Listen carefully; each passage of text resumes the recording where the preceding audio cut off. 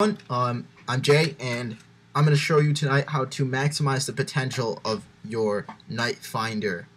This is the one that I'm still working on. I haven't had a chance to look around for a flashlight to integrate into it yet, but I do have the dart holder integrated into the bottom of the gun using epoxy. But I had a eureka moment recently concerning my Maverick and using E-tape to get a tighter seal.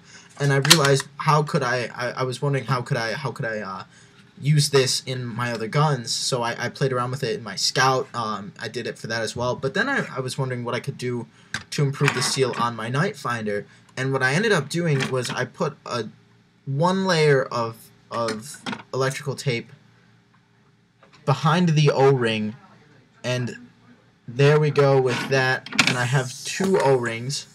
And the seal of it is amazing now. If I have my finger over it, it really takes a while for it to come back to fully deprimed. So, that was my roommate.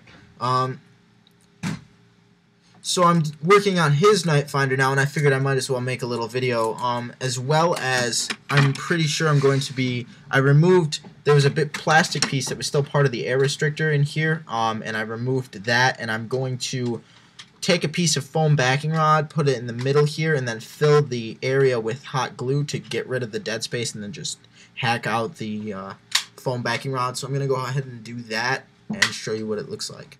So I ended up putting a piece of foam backing rod in there in the center and hot gluing around it, and I just carved it out, and it works really well. It looks like kind of like what you do with the long shot to remove the dead space, and so that's what I was really going for. And it's solid. It seems to be holding up just fine. Now I'm going to pad the plunger. I've already added another O-ring as well as electrical tape underneath this, and I'm actually going to replace the springs with an Orange Modwork 6 kilogram spring that my roommate also got. So I'm going to do that, and I will show you how I pad the plunger in a minute. Okay, so I used Loctite super glue to reglue the plunger tube housing back together thing, and the seal on it is really nice.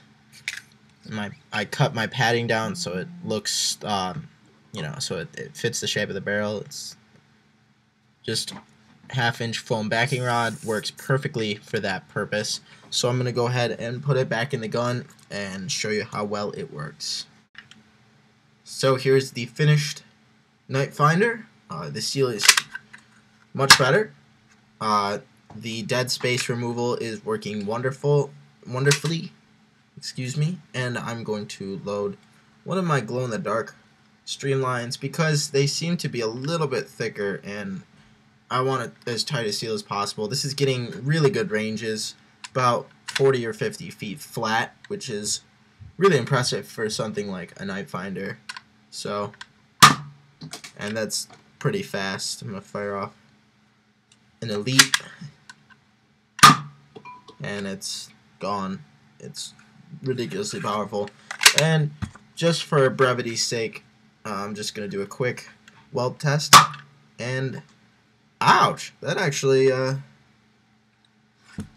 stung a bit.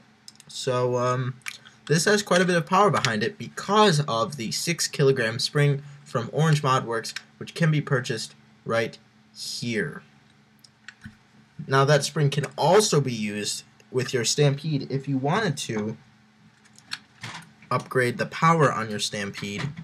My roommate actually has a Stampede, but you would also, if you were going to do that, you'd also need a voltage mod in order to get a faster rate of fire as well as a more powerful plunger draw. So, in case you don't know what a Stampede looks like, it's this.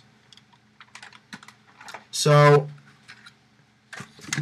that spring can also be used for the Stampede as well as the Nite Finder, but for the Nite Finder, it works well. It is a bit of a pain to, to install it. It's very long. It's like the entire length of the plunger rod, so